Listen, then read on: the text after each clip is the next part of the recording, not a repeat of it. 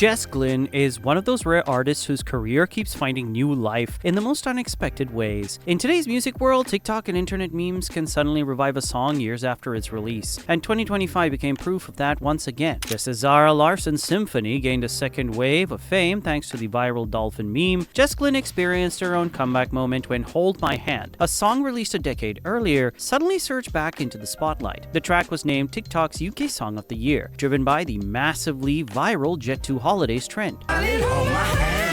Nothing beats a Jet2holidays. Over the course of her career, Jess Glynne has topped the UK chart 7 times, although the last time she reached #1 as a lead artist was with I'll Be There in 2018.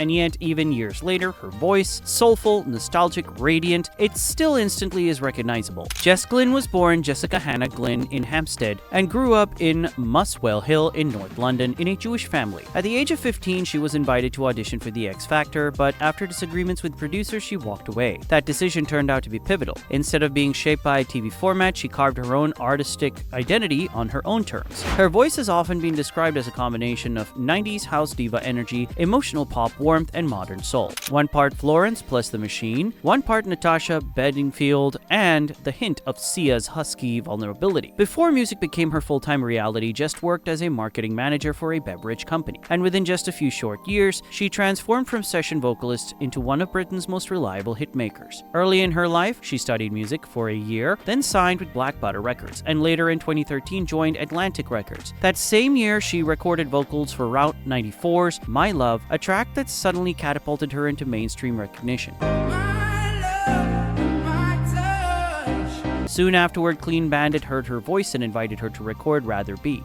With every step we take, Kyoto to the base. The song became a phenomenon. #1 in the UK, global radio dominance, and defining sound of the decade. Her debut solo single, Right Here, produced by Gorgon City, entered the UK top 10 in 2014. Right here, you got me where you want me now. And she quickly became a festival regular across the country. She also contributed as a songwriter for Little Mix while continuing to develop her own sound. By now, Jess has released 3 studio albums: I Cry When I Laugh in 2015, Always in Between 2018, and Jess in 2024. She has been nominated for the Brit Awards multiple times, though she has never actually won. A strange irony for someone with so many #1 records. But Jess Glynne's career hasn't always been easy or straightforward. She has spoken openly about struggling to find a team that truly understands who she is as an artist and what direction she wants to take. In recent years, major professional shifts happened behind the scenes. She parted ways with EMI after releasing only 1 album with the label, and later ended her partnership with Roc Nation, Jay-Z's management company, after 3 years. Her goal now is to fully reset her career by 2026. Today, she is represented by Logan Media Entertainment, led by Craig Logan, former bassist of the 80s pop group Bros. For Jess, this change represents a conscious decision to regain artistic control and rebuild her career with people who truly share her vision. After a 3-year break from releasing music, she returned in April 2023 with Silly Me, a song about growth, self-reflection, and learning from past mistakes. Silly, silly me.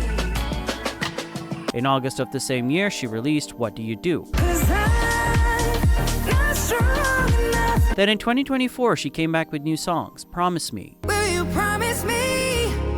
Promise me love. Enough, and a collaboration with Alok titled Summer's Back. When it's you and me. In 2025, she continued forward with the release of Love Has Gone, When the love has gone.